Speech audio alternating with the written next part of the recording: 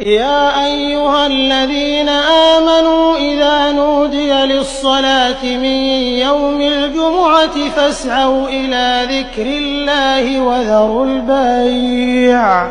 ذلكم خير لكم إن كنتم تعلمون فإذا قضيت الصلاة فانتشروا في الأرض وابتغوا من فضل الله واذكروا الله كثيرا لعلكم تفلحون